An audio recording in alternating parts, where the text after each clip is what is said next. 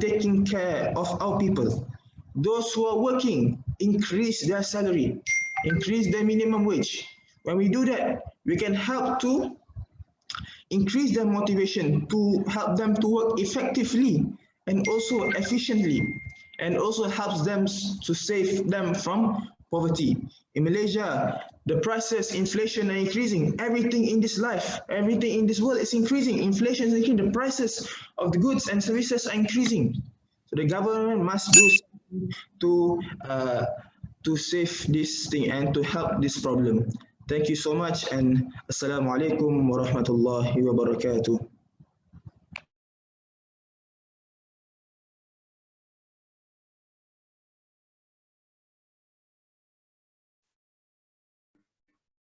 Thank you, Brother Ahmad Lutfi, for your excellent speech. Now we can proceed with the Q&A session with Dr. Muhammad Naha. Assalamualaikum warahmatullah. Thank you to the chair lady, and I would like to say well done to Brother Lutfi, because this is not an easy thing to do, given the title like that, and to speak for certain minutes with this without prior preparation.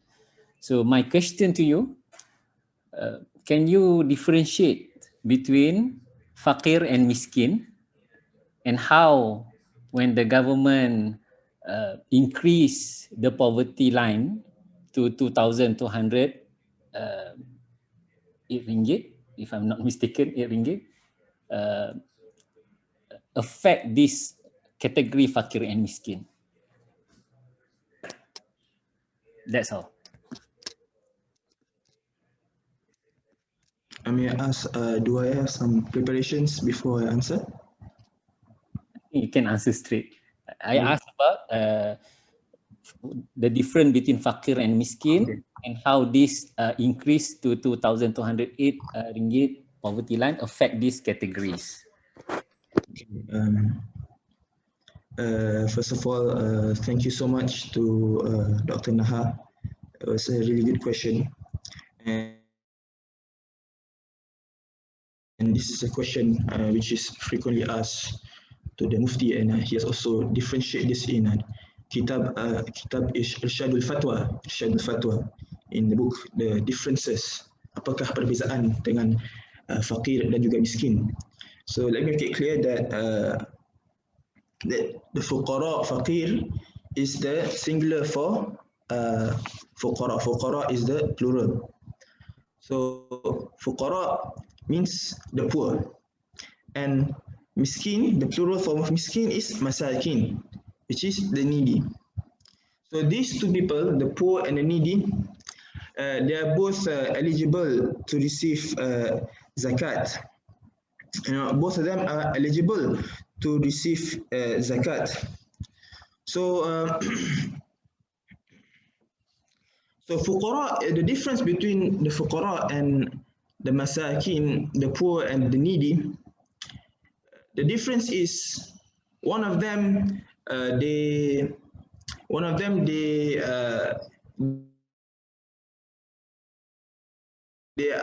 are poor, but they are shy to ask help from people, and one of them is they are not shy, so they ask people. They are poor, but they ask people, can you please give me some money? Fuqara, they feel shy because they they feel that they want to take care of the things. So actually, for some people, they feel that it is more or less similar, but the faqir, we can say the faqir is more in need than the masakin. The faqir is more in need than the masakin, and the miskin is more in need in the faqir, according to some scholars. So there are many things which we need to understand. So faqir is the one who owns nothing. Okay, the faqir is the one who owns nothing, and the miskin has some goods, but it is still not enough to cover his basic needs. The faqir is the one who cannot cover half of his or her basic needs, and the miskin has enough goods to cover at least half of his or her needs. And the miskin is a person who has nothing. So the miskin is the one who asks for help. While the faqir, he doesn't ask for help. So he's the one which he's the hidden. We are called the hidden people. They're the ones who are shy to ask for help from people. So this is the differences. So the differences is they both are the same, but one of it, the faqir does not ask for help, and the miskin has asked for help. But also the faqir is the one who has nothing, who has not even half of his basic needs, and the miskin has something but still cannot cover the basic needs, and both of them are eligible to receive the zakat. So by increasing the minimum wage for these people, for example, let's say if the faqir is working, we can give example those who work in Petron, for example, Petron. I know some people, some people who are working in Petron nearby my house over here. So these people are working. Their salary is 1,200 ringgit. That's their salary. So they are considered as also miskin, miskin, or they are also considered as miskin according to the Malaysian context. So the zakat people, for example, the zakat Selangor atau Mawib, they can give zakat to them. For those people in Malaysia who are able to pay the zakat, and then this zakat will be given to them, even though they are working. So that's why it is also very important for us to help them. But however, there are still some things which needs to be considered, which is regarding the cost. Their basic salary is 1,200, but however, these are people who are just putting in the petrol and not really doing much things. So if you increase their salary to 2,000 or 2,000 and above, this would really give the businesses too much cost. So I believe that there's something which needs to be considered first lah. I think that is it. Thank you so much. Assalamualaikum. Thank you, Brother Lutfi, for that answers. Next, I would like to call upon Sister Dura Nur Nazira binti Ruslaili with the given topic number 3.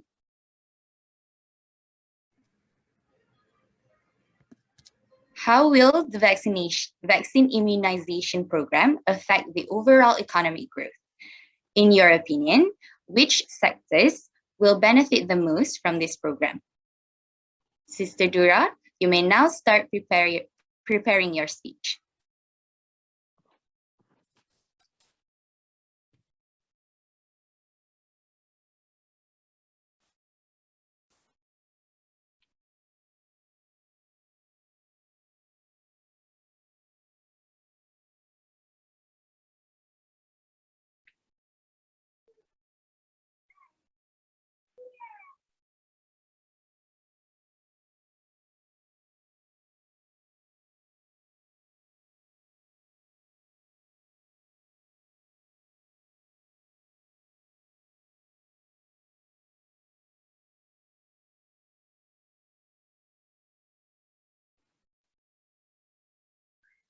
So sorry.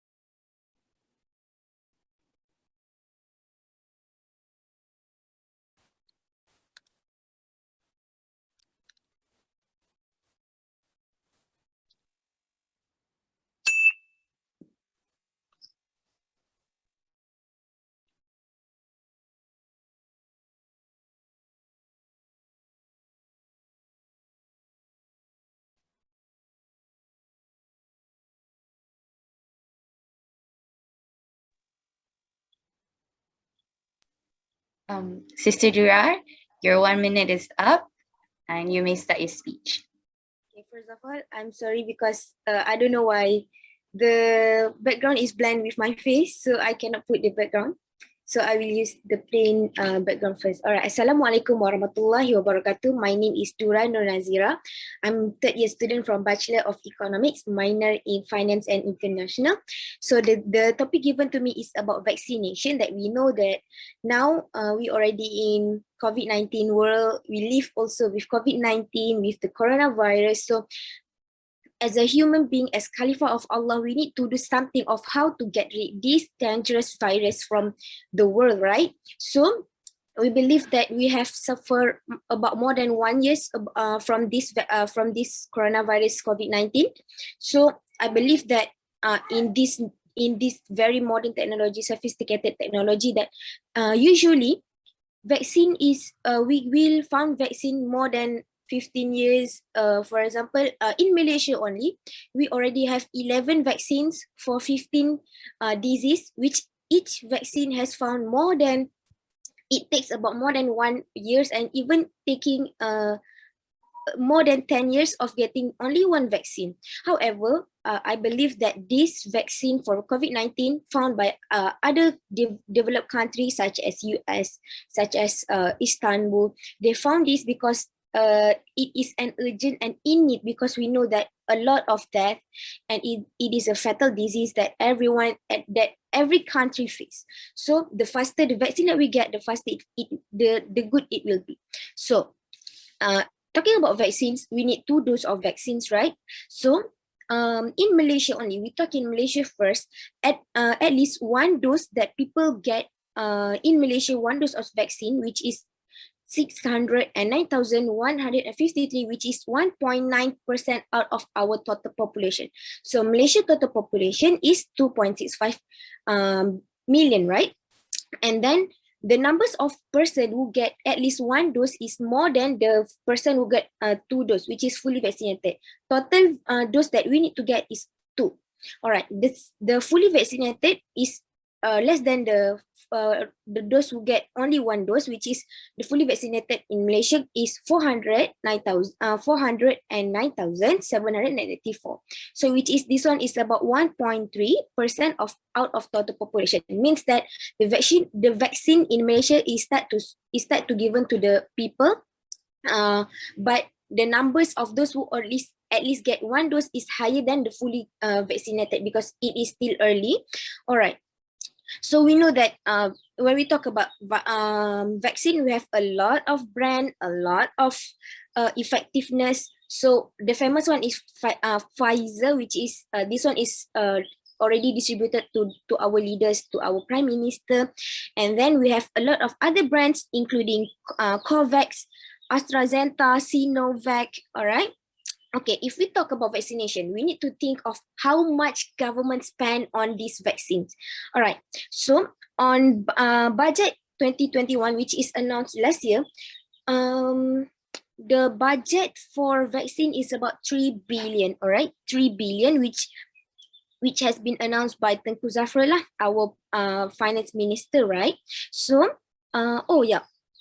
When we talk about government spending, right? Okay, 3 billion, which is a big numbers lah, big numbers. 3 billion, which is billion is more than million, right? So 3 billion to cater all our 2.65 million of people in Malaysia, to give us free for vaccination. Okay, when we talk about vaccine, I believe that vaccine is not a cheap thing that this founded country want to sell to us. Because okay, let's say lah, if we have this vaccine and we are profit caring and we have business minded, we think that this is the best time for us to get money, because every country need vaccine. So we think that, oh, we can sell it expensive so that we can gain more profit, right? Okay, but in reality, those countries such as EU, Europe, they don't sell at the very highest price. Okay, what they did is the expensive vaccine is called Pfizer, which is in the to the middle income country. They sell this vaccine at half of the price. For example, Pfizer price is 58 ringgit, which is about 12 euro, and then it expected to increase to 74 ringgit each vaccine, which is 15 euro. We know that when the demand increase, so when the price when business people know that the demand is increased, so they need to increase the price also, so that it seems goes like the case of panic buying lah. If we sell things cheap but the stock is limited, the demand is more but the supply is limited. If we sell it cheap, people will chase it. They will even fight for get it, right? So this euro start to increase the price from 58 ringgit per vaccine to 74 ringgit per vaccine. Even we think that, oh, it's very cheap, but we need to consider the cost of import. How about the logistic? How about the government need to pay for people who want to inject this vaccine, right? Okay, so to the middle income country, this vaccine we sell at half of the price. To the country that is poor, they will sell at half. No, at the cost. So they don't gain the profit lah. And then for the country that for the developed country, they will sell quite expensive, because they know that this country is able to pay them more. So they put some quite high price for the vaccine.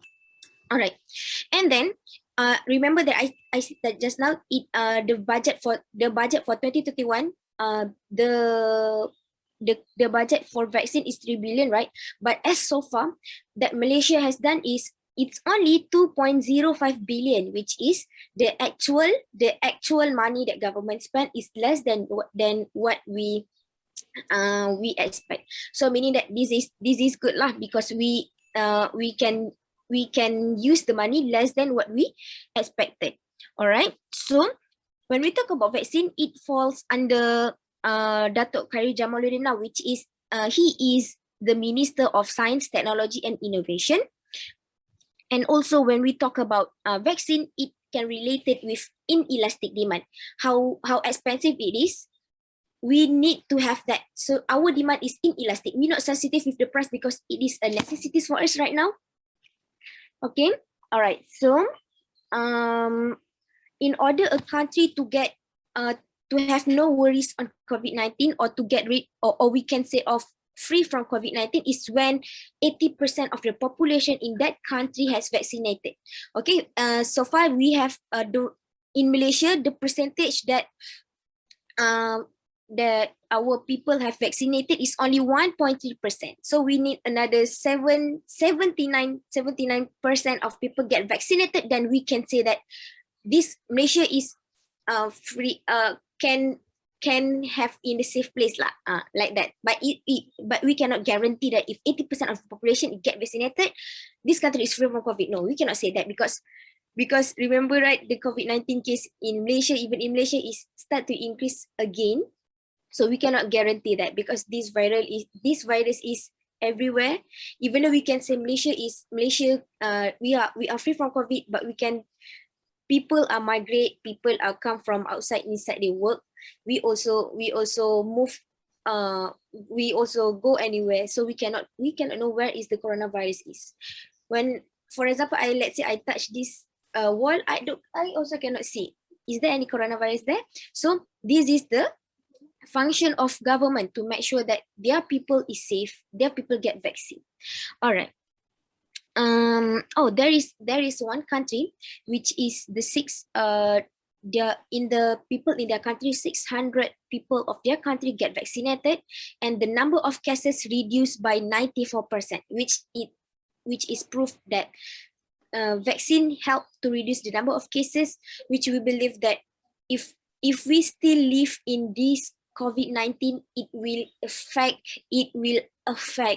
all the economic sector, which is the supply chain is related, right? For example, if you let's say Cadbury chocolate, right? Cadbury chocolate, if government said this is PKP, MCO, the factory cannot operate, right? So when the factory cannot operate, a lot of people will lose their job, so unemployment rate will increase, right?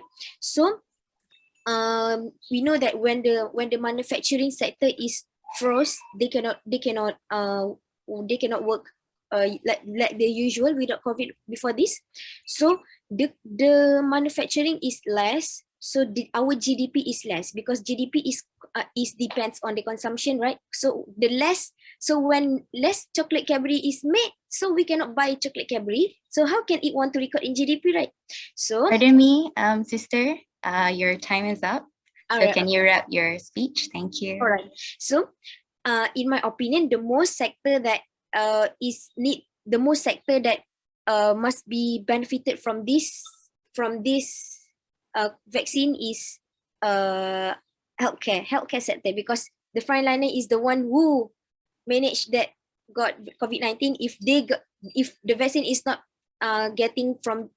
is not for them first, so how they can want to manage the people who are sick and who have the disease of COVID-19. That's all from me. Thank you. Thank you so much, Sister Dura, for that brilliant speech.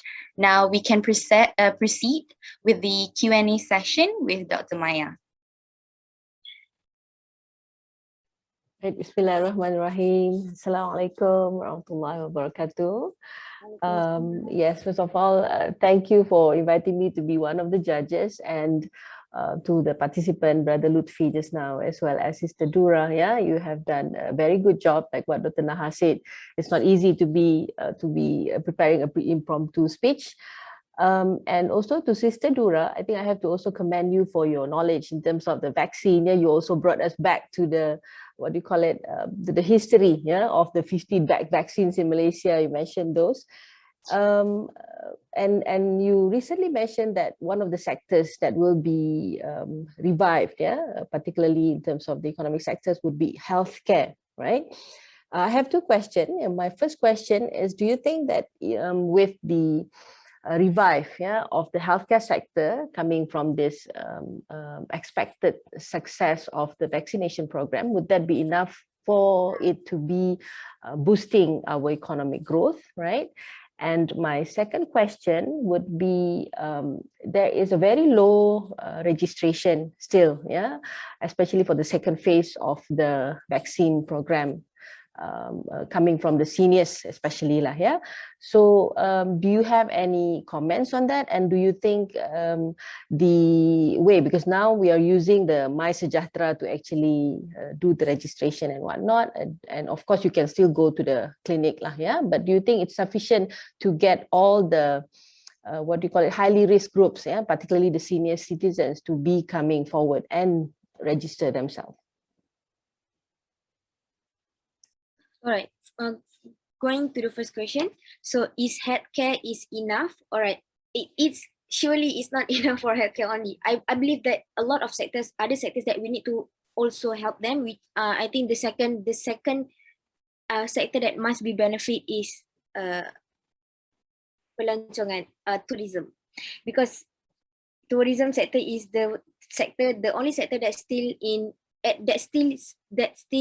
in not so active or progressively work right now. Okay, going to the healthcare sector part is, in my opinion, is that if the healthcare sector means our frontliner, if our frontliner have get vaccinated, so our, what we call it, our perisai or our yes, our shield. So meaning that we have built the strong shield, so that if they are healthy, they get vaccinated, so they can protect us, right? Because they have the expertise in healthcare, and also they have expertise in reducing the number of cases, or they know what to do with this COVID-19. So I believe that healthcare sector must be the number one that we need to, that must be benefited from this vaccine. Imagine that if the doctors is not get vaccinated, but they manage, or they settle for the COVID-19 patients, so we cannot lose doctors, we cannot lose nurses, because they are our frontliners. They the one that help us in this COVID-19. All right. For the second question, there is still low registration, right? Okay. What I have seen before, Okay, first of all, we need to register it on My Sejahtera, right? So I believe that My Sejahtera is not the elder person, the one who don't have My Sejahtera, because they still can even go anywhere with writing in the books. So I believe that My Sejahtera access is not totally on the whole Malaysia yet. We need to think of our rural people, so they don't get good connection.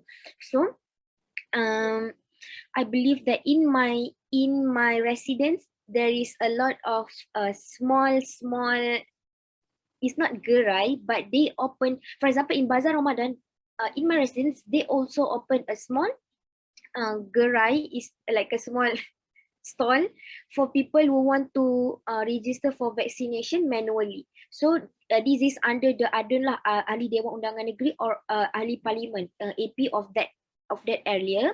So they have the responsibility to attract more people who don't have yet register via My Sejahtera. So I believe that in there is a lot of person that are everywhere in front of the stall that encourage people, have you registered for the vaccination? If you not, we can help you guys to we can help to guide you how to the process of register this vaccination registration. And also I believe that there is also not only in Bazaar Ramadan, that is a good initiative, and also there is in area, for example in this taman, for example in this residence, this area, they will open one stall, and whoever want to register, they can go there from certain time to certain time. Because in my residence, I still remember I got one viral message for those who want to register manually, or at least want to get to know how the vaccine is. If they're afraid of taking vaccine, there is also people there who are responsible to answer this person on vaccine, or to confident them, or to convince them what is the benefit of COVID-19. We know that in Malaysia, our tagline is lindung diri, lindung semua.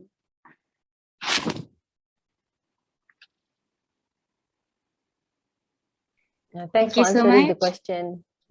Thank you so much, Sister Dura, for answering the question, and Dr. Maya for your questions. But I would like to ask you if you have any comments on the speeches given by our participants, Sister Dura or Brother Lutfi. You asking me, are you? Yes. Oh, Yes, okay. Right. I think I've given a brief comment earlier. Yeah. So far, it has been a commendable effort. Yeah, it's a good effort, and because the preparation of time given is very, very short. Yeah, and of course, to basically come up with the ideas, it basically depends on the materials that the students have been reading thus previously. Yeah, or it's a reflection of what they have been reading. Yeah, because they are not given a very long time to actually prepare. Yeah, so at this juncture, my comment would be it has been a very good and commendable effort by both of the participants so far, inshallah. Yeah.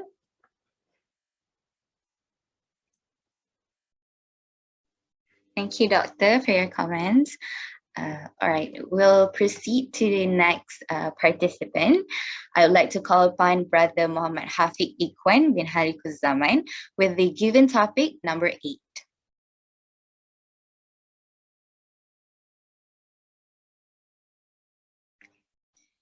The Islamic Religious Council has opened an application for people to apply COVID-19 emergency zakat assistance or COVID-19 Musa'adah. How will zakat play an important role in the current economic situation? Brother Hafiq, you may start preparing your speech 1 minute from now.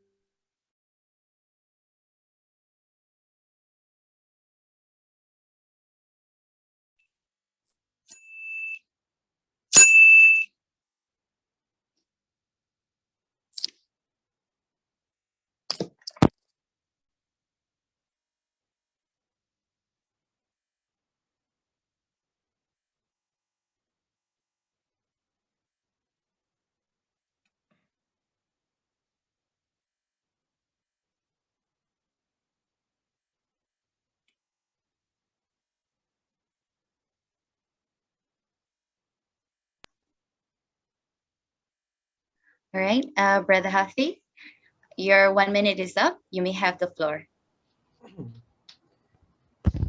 Assalamualaikum warahmatullahi wabarakatuh. Bismillahirrahmanirrahim. My name is Muhammad Hafiz. I am third year student from Bachelor of Economics. The topic given today is zakat. What is the contribution in this pandemic situation, like to curb this pandemic? First of all, as we can see, people are suffering. Basically, the poor, not just the poor, but also the average income household. Sorry. Okay. So number of people are suffering are getting even worse and worse. So there are alternatives that government can come out to help this people, like this group of people. But is that the question? Is this sufficient? So that here comes the important role of zakat institution, where they act as a complement program for helping government, especially for poverty alleviation.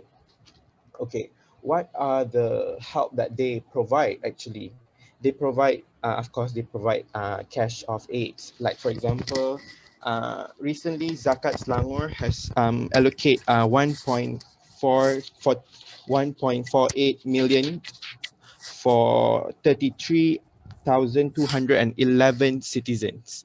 So is the number sufficient? I believe it is not sufficient yet, because of course zakat, they don't have that much of amount of funds to be funding for people. So but it is still important for them to manage well their institution, so that it actually helps the poor people.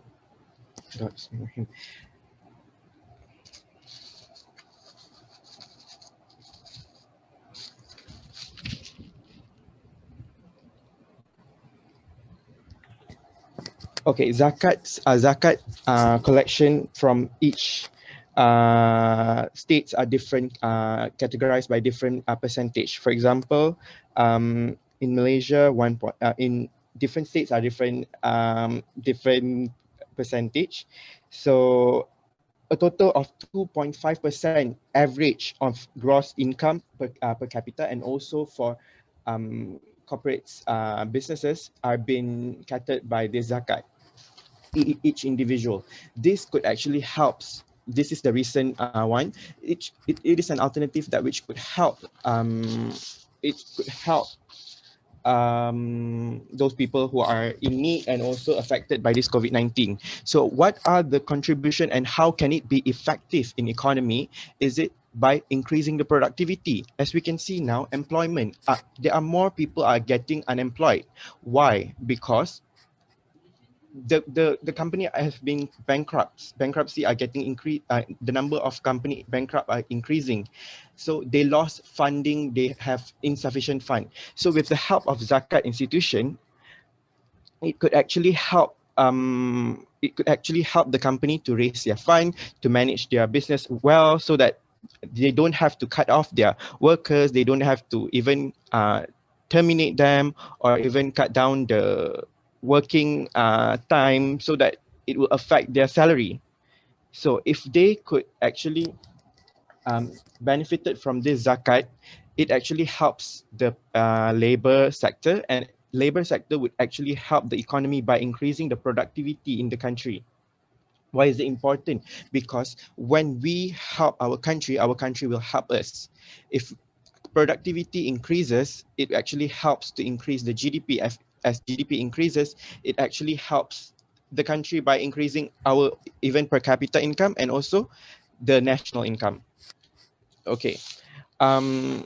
I would just like to just briefly on the Asia financial crisis, because this situation relates to what we have faced before in 1997. As we can see, caused by the Asia financial crisis, our GDP has declined from, in 1997, it was recorded 7.32%. However, in 1998, it decreased to -7. It is a negative value, 7.359%, which a lot. The number might be a little, but it actually carries a lot of difference. So what are the alternatives on that time? What does the government do on that time?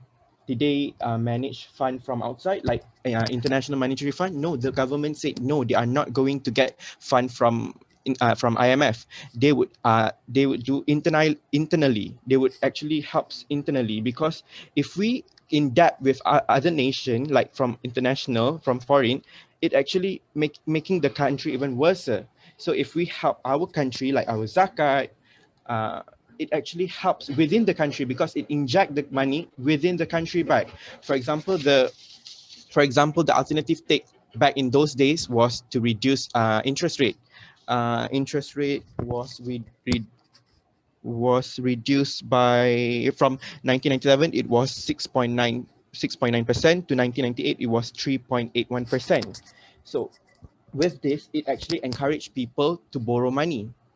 So it is also for also an alternative to help raise fund for the zakat, pungutan zakat as well, because as the number of money supply in the country increases, it actually helps to segregate the money for everyone purpose, to increase their consumption, to manage their business, to as their daily activity can run as well. So it actually, at the end, the result would actually increase the country GDP and also boost the economy to a better place.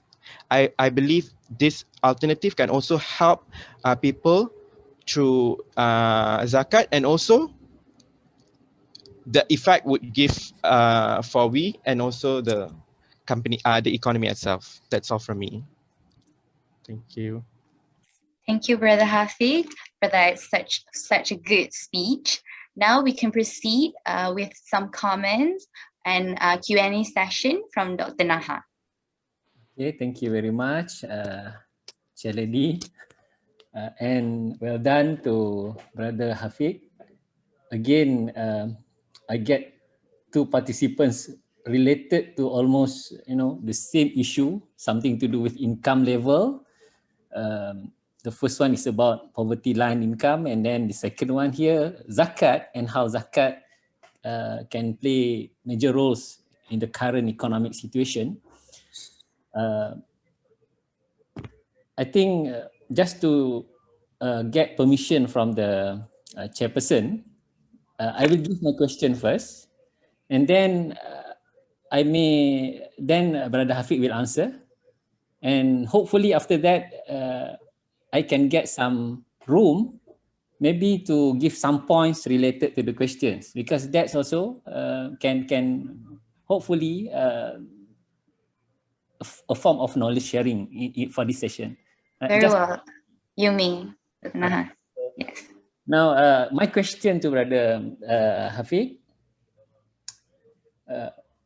can you or do you have suggestions for those involved in the management of zakat? We know Baitul Mal or religious department for every state, they are responsible to manage zakat collections and distributions.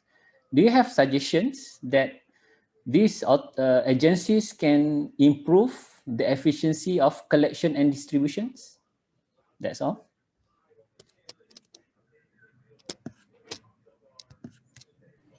Okay. Bismillahirrahmanirrahim. Allow me to answer. Okay. How do we improve the management of collecting and also distributing zakat? Before we go to a wider passage or wider view, we go to a smaller view where how do we actually, for a program, like usually we do a program, how do we raise fund? Of course, we research and we do some research and development. Of course, those body are very, very important in each of the bureau, like Baitul Mal and other Islamic agency as well, to focus on the well done NGOs, like the one is sustainable and also are good in their business, so they could actually help to aggregate portion of the income to other as well. Because this thing and at this time the management plays an important role as well, to confident them to increase the to how to say, to give their fund for the zakat as well. Because if you can convince them to invest or to give fund, it actually help them to how do you confine them is by saying that, like, if they invest in their country, the money injected in the country, and it helps the country and it helps themselves.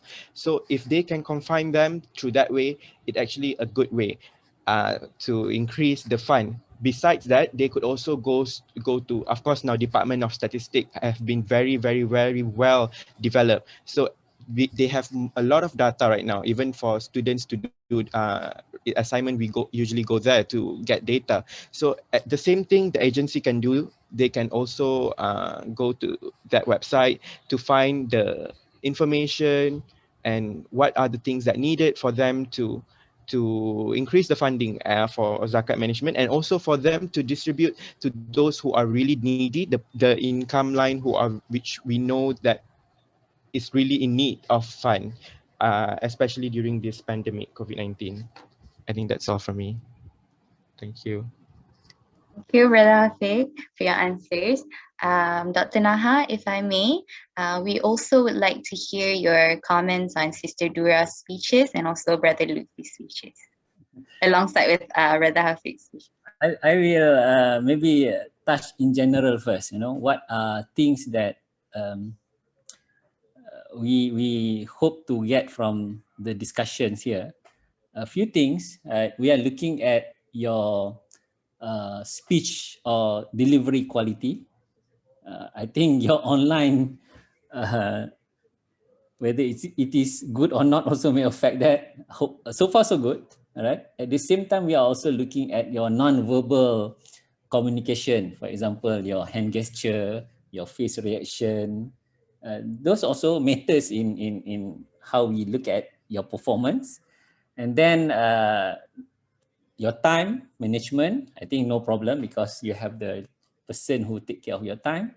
And then we look at the contents, right? Your whether you answer the questions, and then how you organize your points, and then when you deliver your points,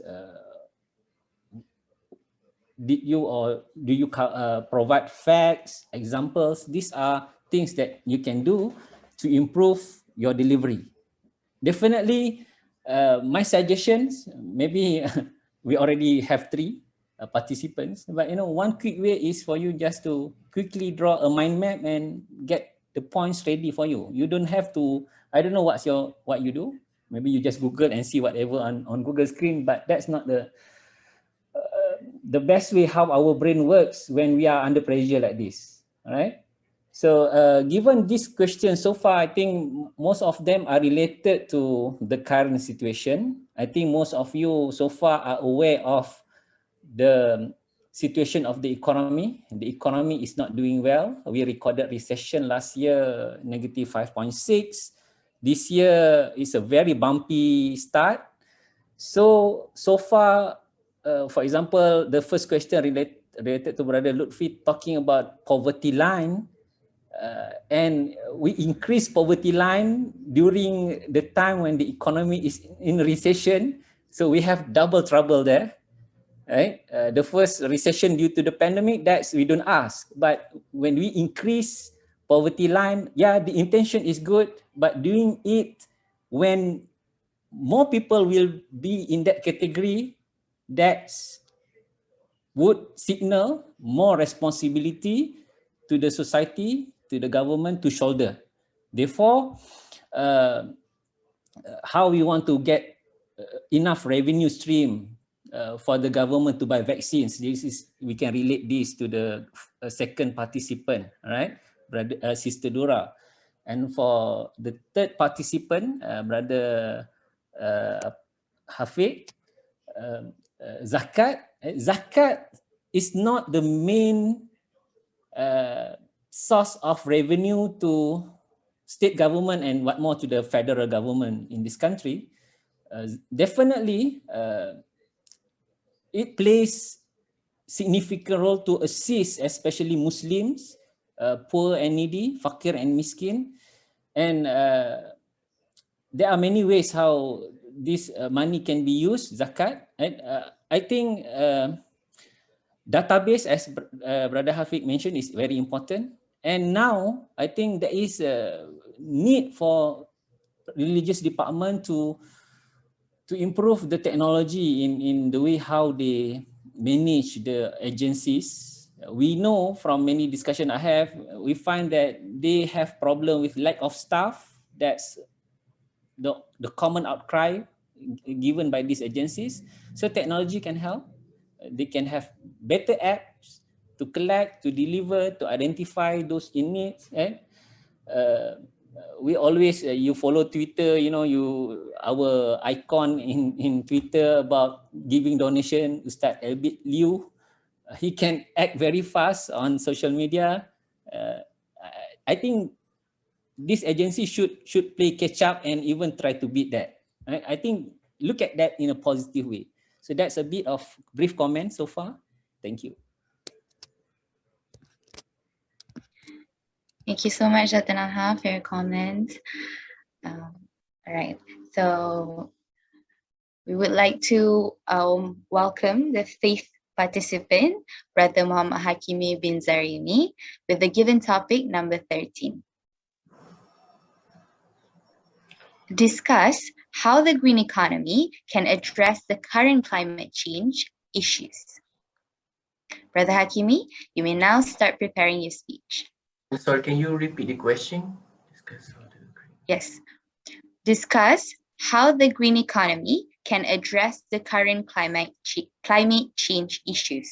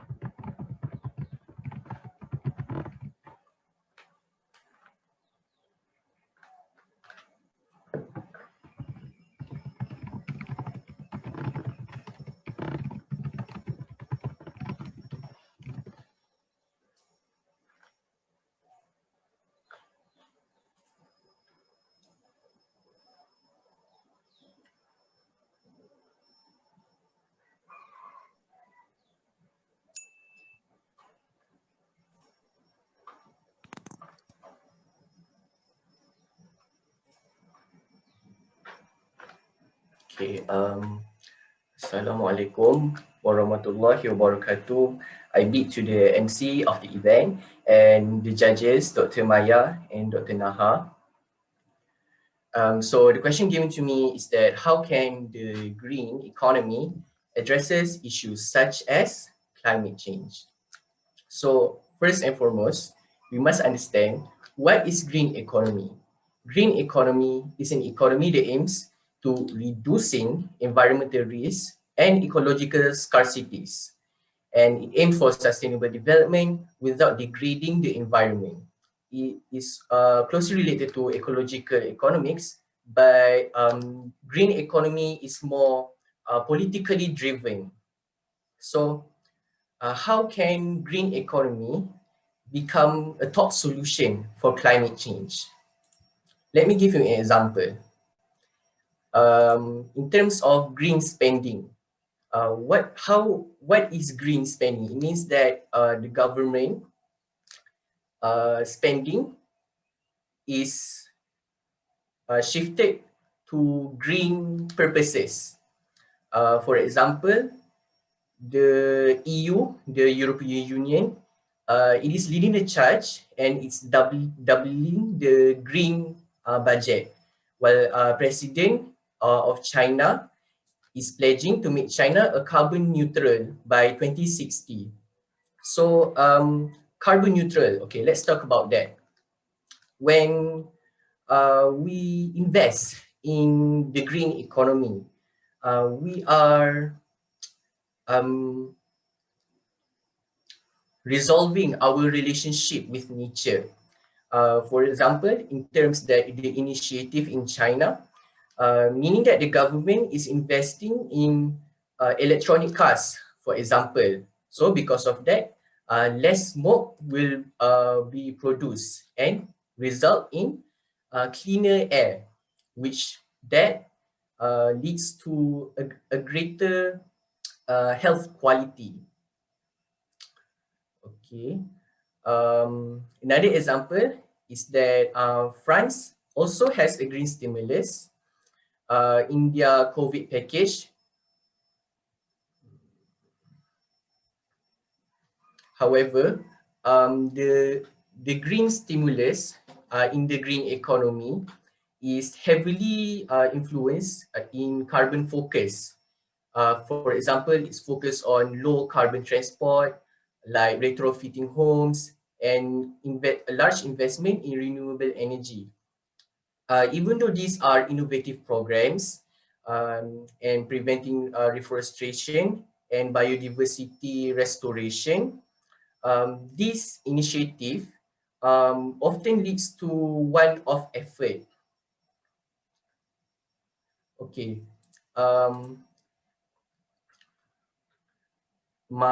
Another point from me on how green economy addresses climate change is that the green economy helps businesses to rethink what to produce. For example, plastic. Are they producing plastic that can be gone in 1,000 years? Or should they change that? Should they change to a more greener plastic? Another example is cars, like for example in the UK, the UK and even Turkey, they all have their own electric, 100% electric car. So it helps businesses to rethink what to produce. Another thing is that the green economy affects consumer awareness to to support green products. For example, when Malaysia, for example, they want to increase the green economy portion in the overall economy, they will make advertisement and perhaps campaign. So this kind of initiative will increase consumer awareness, and this consumer awareness will change human behavior and finally leads to how we address climate change. Honestly, green economy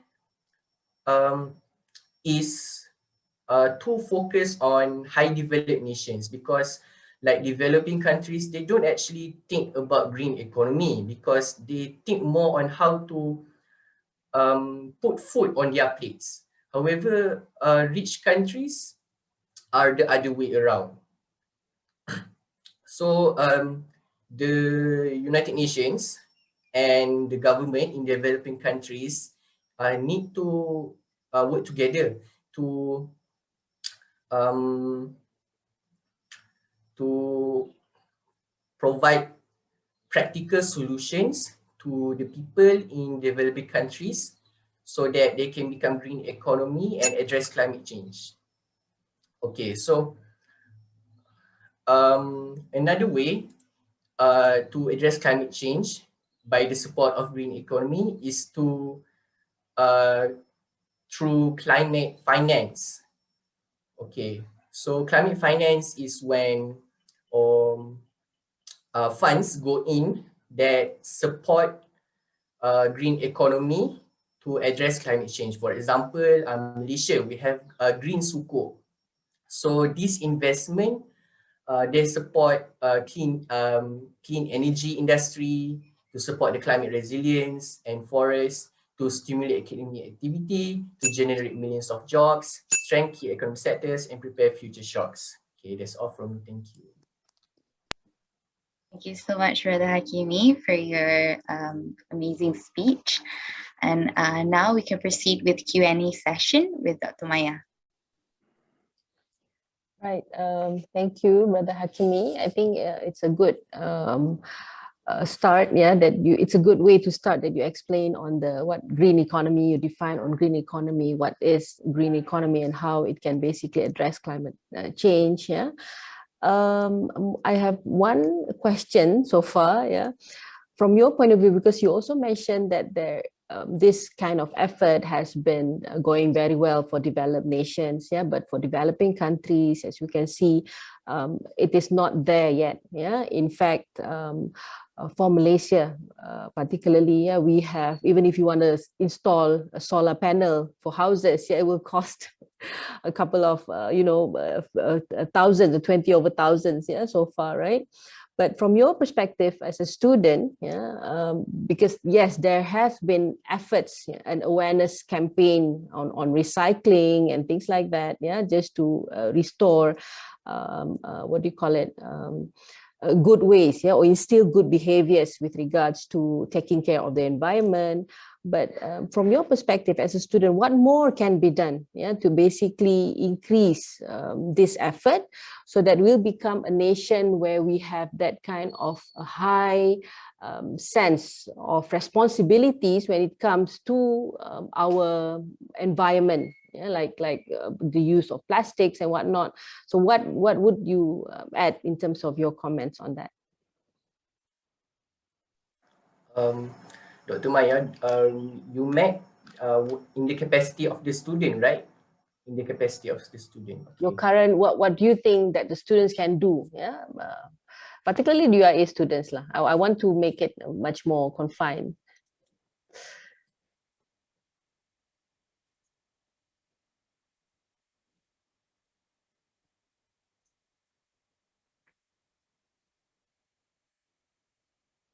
Okay, so Dr. Maya asked me, in my capacity as a student and my view on it, what efforts can be done to support the green economy and address climate change. Okay, so from my point of view as a student, in our capacity, one of the things that can be done is through volunteerism programs. So in volunteerism programs, we can either give talks to educational institutions such as schools and society, to talk to them on why we need to address climate change. Because we are not, I want to use a quote that no one is an island. Okay, why do I use the term island? Because island, for me, it resembles individuality. So meaning to say that no one can escape from, no one is safe unless everyone is safe. So for example, if Indonesia don't address climate change, but Malaysia address climate change, nothing will change. So through volunteerism, we can spread awareness to society. My second point is that the capacity of the student, we can purchase goods and services that is environmental friendly. For example, if a student buys food in the cafe, maybe they can bring their own cups or Tupperware, and they can less consume plastic. So students should consume less non-environmental friendly products. So because when they consume less, the businesses, they will shift their business because they basically do business to gain profit. So if that makes profit, they will become green. So everything starts with awareness. And my third point of view from the question is through donation. Students can drive donations to resolve climate change effects. For example, the flood and how do you say, earthquake in Indonesia, for example. So when these donations take place, usually there is publicity. So when there's publicity, there's also awareness in the social media. As in COVID-19 era, the digital capability of society increased. Like suddenly every family is forced to have social media for the purpose of communication, for example. So this is important key to support green economy in the capacity of the student. Thank you. Thank you so much, Brother Hakimi, for your answers, and Dr. Maya for your questions. But we would like to hear some comments from the judges on Brother Hakimi's speech today. Maybe we could start with Dr. Naha. Thank you very much. Well done, Brother Hakimi. Very calm, composed. You need to use your hands more because we cannot see your hand from the screen. But I can see you are very collected and can articulate what you want to say. You maintain a good rhythm. There's no rushing in you trying to convey the points. That's, I think, the positive aspects of it. And I think you also give a lot of points related to green economy. And even responding to the question given by Dr. Maya, I think there are few good points that you have given. Just to add some answers to the question by Dr. Maya that students can do and we all can do. I learned this yesterday when I attended the PhD defense. We need to reduce our food waste. That's one way how we can contribute to the green economy reform. We throw away a lot of food, and food processing, starting from how you seed the plant, growing, process, plastic packaging, and so on. A lot of things. Right? So once it comes to us, when we don't like something, we just throw it away. I think managing that is also one big contribution that we can do. That's all what I can add here. Thank you very much. Thank you, Dr. Naha. Can we hear some comments from Dr. Maya? Right. I know Dr. Naha has already started his hydroponic plants. So that is also contributing to the green economy. Yeah. Okay, generally speaking, so far we have four participants so far. Yeah. Let me start with the first, some comments here with the first participant. The question is very much relevant with regards to the current economic situation, on the minimum wage, on the what do you call it, PLI, yeah. And yeah, I also recall that the student basically agree that the minimum wage should be increased. Another way of looking into this, because we learn in the economy that the economy is supported by both what do you call it, household as well as the producers. Yeah.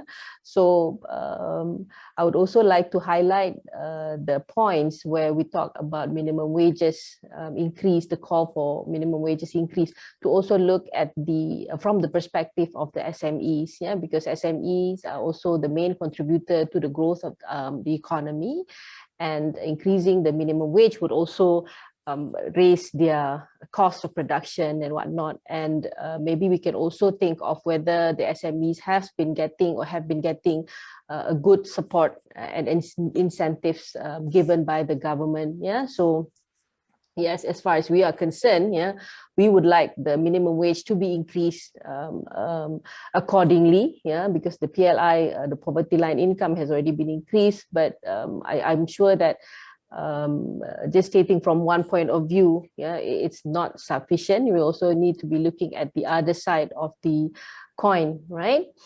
For Sister Dura, yeah, I think I've already commented her presentation. Yeah, the engagement and the knowledge is also commendable. Yeah, and with regards to that, I also what do you call it? Want to raise points, yeah, that there are some people, because we are talking about senior citizens here, and perhaps the communication, the way of registering for the program is also another issue. And I commend all those aduns who have actually taken the initiative to create or to have a kiosk, yeah, dedicated kiosk for physical registration, yeah, apart from the My Sejahtera registration. Because if we were to leave it based on just smart apps, unless if it's being assisted by their generation, younger generation, the senior citizens may not be able to get themselves registered. Yeah, but of course there has also been a reservation on. Hold on, my battery is low. Allah. Of course, there's also been a reservation on the effectiveness of the vaccine. Yeah, and we have been reading some news. Yeah, that when they were given the vaccine and then the blood suddenly got what do you call it, beku. So those are some of the concerns that even my mother would also been questioning. Yeah. So yes, yeah, I think the points given by Sister Dura is also commendable with regards to healthcare sector, tourism sector, but more things should also need to be done lah, yeah, because we have to also look at the structure of the economy, particularly Malaysia. Yeah, we have been relying. I mean, the bigger portion of our GDP is coming from the service sector. So of course, apart from that, in addition to that, also our export or trades, yeah, international trades and whatnot, right? For third participant, yeah, on zakat, yeah, I can't comment much because I'm not expert on this particular zakat issue, yeah, as compared to Dr. Naha. But I believe that and I also agree with the students' perspective, yeah, that it's not sufficient. Yeah, he mentioned about the insufficient of the allocation, although it is not the main source of income for the government, but I'm sure that zakat having 100 millions of ringgit Malaysia, yeah, would be able to give a significant contribution to address the issue, yeah, in particular, and the increase in terms of the use of the technology is also important, so that it will ease the contribution of zakat, as well as not only the contribution, but it has to be on the allocation of it as well. Yeah, so it has to be efficiently allocated to the needies, yeah, in order for it to be much more effective. And on Brother Hakimi, right, I think I do agree with Dr. Naha on your calm, yeah, very calm, very, very on point, yeah, with regards to the green economy. And I suppose we have lots, there are many responsibilities that we do carry lah. But with regards to the green economy, I am also very concerned, yeah, because I think a couple of years back, we were being recognized as one of the center for plastic dump, yeah, waste, right? But and then the issue suddenly being, what do you call it? We no longer hear about it. Yeah, before that we have been there's a very wide international coverage on that issue. Yeah, highlighting that Malaysia has been recognized as one of the plastic dump waste or whatnot. Yeah. A plastic waste dump, yeah, a country. So I'm also very, very much concerned on that. So it gives a lot of, there's a lot of improvement that needs to be done, and there must be a political will, like what Brother Hakimi mentioned. Yeah, for example, the green suku is also coming from the top. Yeah, the Marhain, Rakyat Marhain have no, what do you call it, say with regards to the issuance of bond or sukuk. So there must be a political will to address all these environmental issues. So I think that would be my comment. I don't want to give a very lengthy, it would become a lecture lagi pula. So, all right. Your point on plastic. I think students can play a role, lobby the government not to accept these containers coming to Malaysia, because students have that voice actually. That's all I want to add.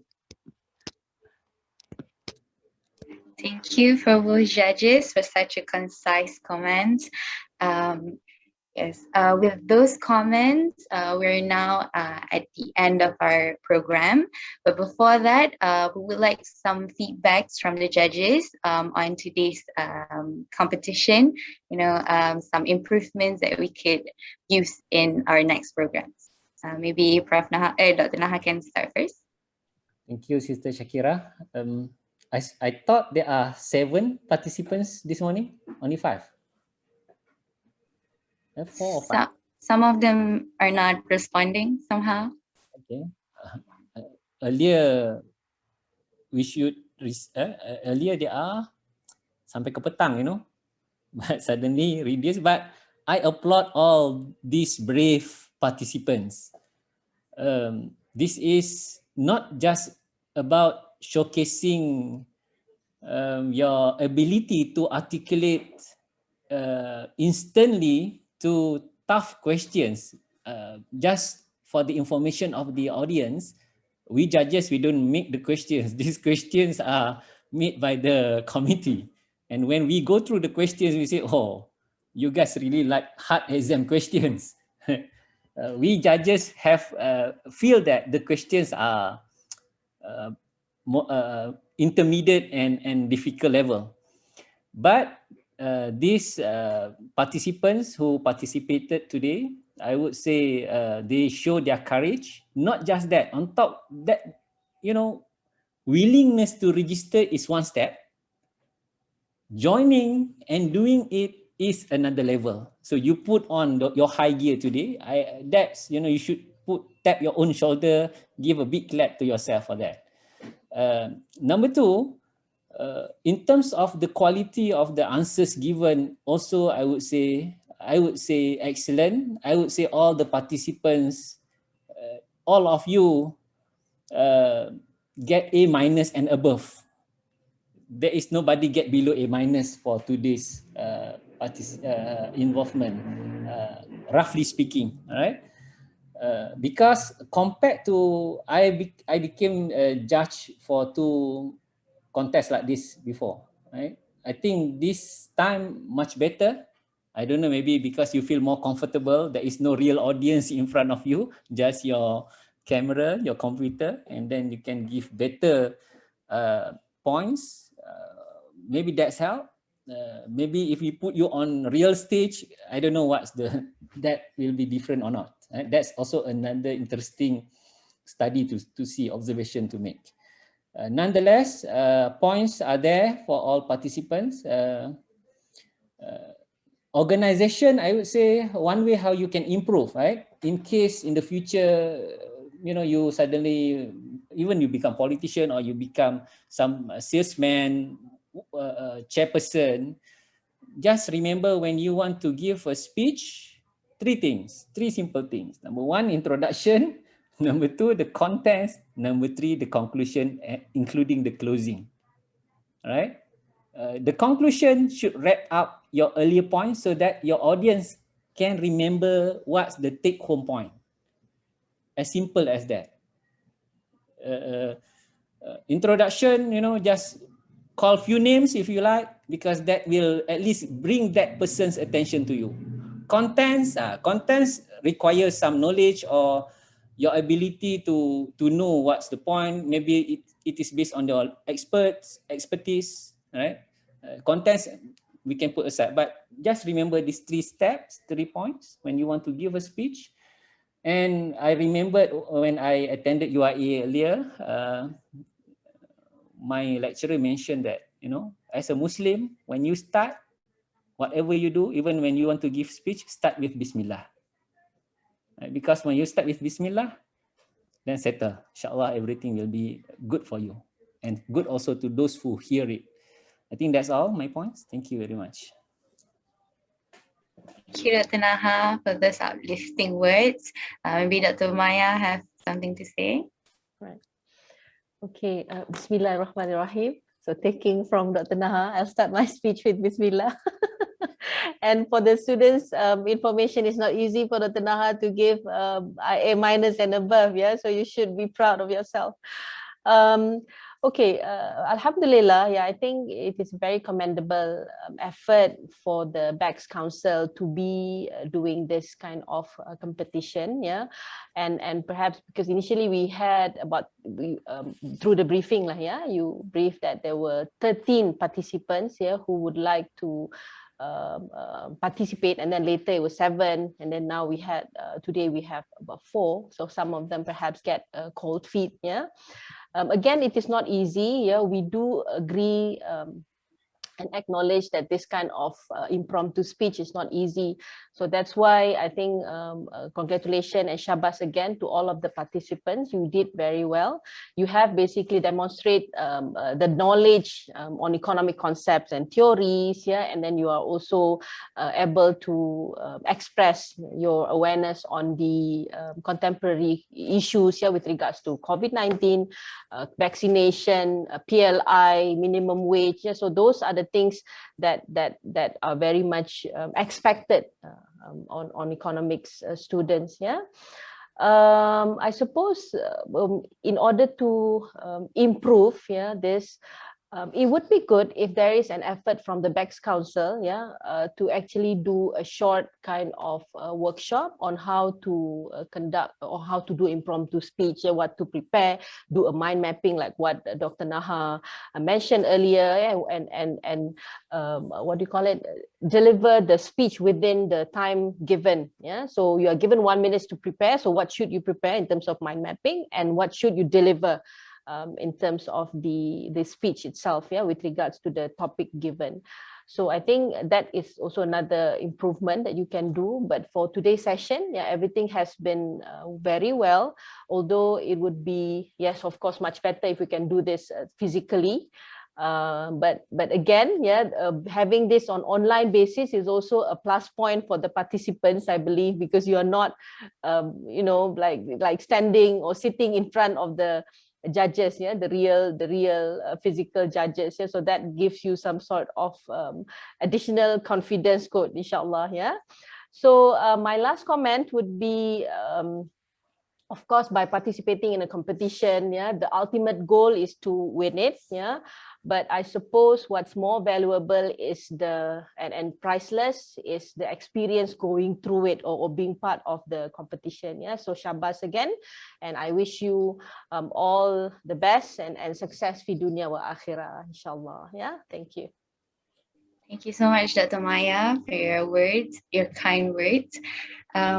I just would like to acknowledge that our ceremony today is also joined by Dr. Nur Ihsan, the head of economics department.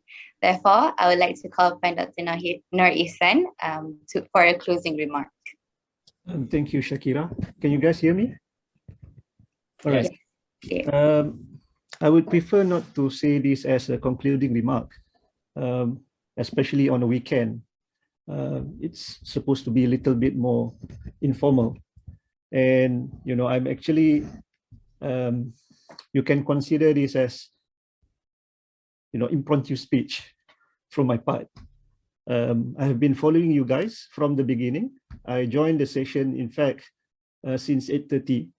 I'm waiting for you guys, and I was kind of excited as well, you know, to see every one of you to share your thoughts, you know, in this particular session.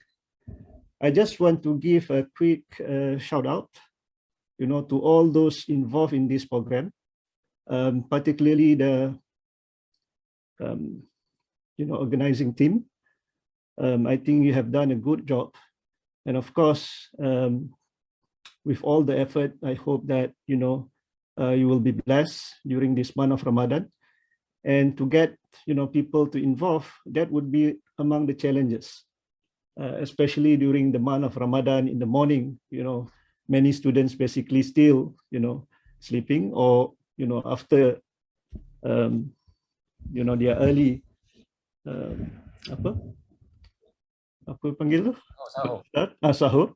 You know, they perform their subuh and then they went back to their bed.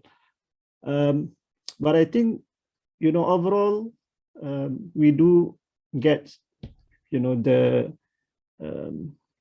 basic, you know, I mean, objective of having this program. And I also would like to congratulate all the contestants. You have to understand that willing to offer yourself, you know, to be the contestants, that's alone considered to be a winner in the first place. Okay. And whether you're gonna win the session, you know, as the best contestant, that would, is just a consolation prize. The experience that you get, from this session is something which is, very valuable. I think even during my time, we do not have this kind of scenario where, people, giving chances for people to speak up, especially during this pandemic. You have that flexibility of technology, and why not? So again, I have to applaud all of you who really become the contestants for this event, and not to forget my colleagues here. They have been spending their time from 8:30 a.m. in the morning, or from 9 a.m. in the morning, to give their views, to give their feedbacks, to share, what they believe would be good for you guys to improve in any way, what you are presenting. So I think that's something that I have to appreciate, on my part or on behalf of the department. And we really hope that to get more people from the department to involve in this kind of program. I had even mentioned to the team of organizers to approach people who have yet to basically contribute and, mingle with the students and so on. So I think we hope to see more people to join in. And, just to conclude, if Dr. Naha earlier, giving you guys A-, okay, for me, all those who joined this session today, including the audience, I'm giving them A-. I'm very generous during month of Ramadan. For the contestant, of course, better than A-, I'll give you A for that. Okay, so thank you very much. I hope that you enjoy the session, and Ramadan Kareem. Assalamu alaikum. Thank you so much, Dr. Yusuf, for your speech, and thank you for the greetings. A- is very generous. Therefore, million of gratitudes for your the judges and Dr. Yusuf's uplifting and inspiring words. Before we end the session, I would like to invite the participants, lecturers, committees, and audience member for a photo session to commemorate this meaningful day. You can turn on your camera and use the background that we have given.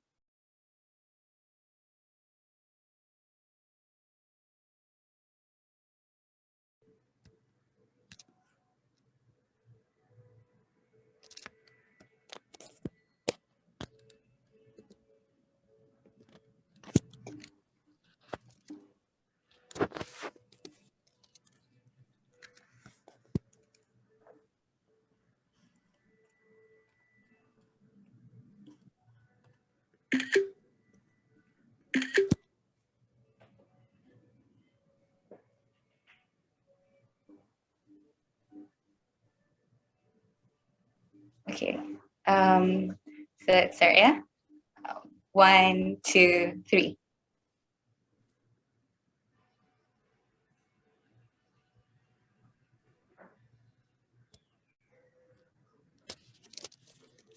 Okay.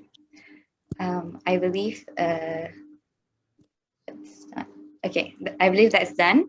So lastly, we would like to thank you for spending your time with us this morning. Biggest gratitude to all the lecturers, CIE, and all committee members who had given us big support and helped to run this program in such success. So we are taking a short break to give time to our honorable judges to calculate the marks. The committee will reveal the winner of the competition on Becs Council Instagram page by 3 p.m. Thank you very much to the judges, brothers and sisters. I end my duty as an MC for today's event. Till we meet again next year, you may now adjourn. Assalamu alaikum. Walaikum salam. Thank you, everyone. Have a nice day. Have a nice weekend. Thank you, Dr. Ihsan. Thank you, Dr. Maya. Thank you, Dr. Naha.